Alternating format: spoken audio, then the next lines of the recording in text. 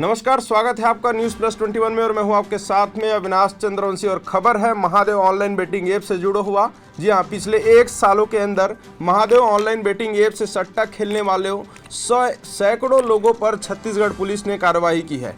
Local panel चलाने वालों से लेकर अंतर्राज्यीय गिरोह को धर दबोचने में कोई कमी नहीं किया गया है। राजधानी रायपुर समेत दुर्ग, भिलाई, बिलासपुर और प्रदेश के कई शहरों में पुलिस लगातार सटोरियों की नींद हराम कर उनके ठिकानों का भंडा फोड़ कर रही है।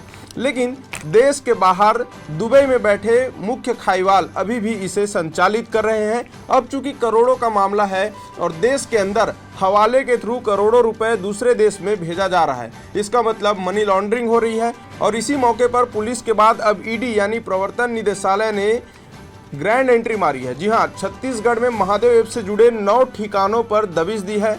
बता दें कि सट्टा के मास्टरमाइंड रवि उप्पल के भाई सहित अन्य लोगों के ठिकानों पर ईडी ने दबिश दी है। सूत्रों के मुताबिक ईडी अफसरों ने रायपुर, दुर्ग में 9 जगहों पर पड़ताल किया है।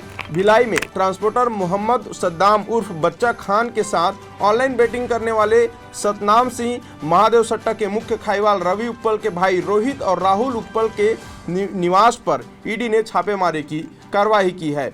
वहीं सौरभ चंद्राकर के चाचा तथा नगर निगम के निलंबित कर्मचारी दिलीप चंद्राकर के घर भी ईडी अफसरों ने दबिश दी है। महादेव ऐप सट्टाधारियों पर ईडी की नज़र काफ़ी पहले से ही है। ईडी लंबे समय से इसकी जानकारी जुटा रही थी।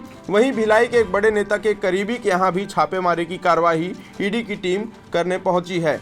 बात करें राजधानी रायपुर की, तो रायपुर में स्वर्ण भूमि में अधिवक्ता के ठिकानों पर वालफोर्ट में सतीश गौरव चंद्राकर चंद्रभूषण नामक व्यक्ति के यहाँ दबिश दी है। इसके अलावा अशोका रतन में राइस मिलर पेट्रोल पंप संचालक के यहाँ भी ईडी ने छापेमारी की कार्रवाई की है।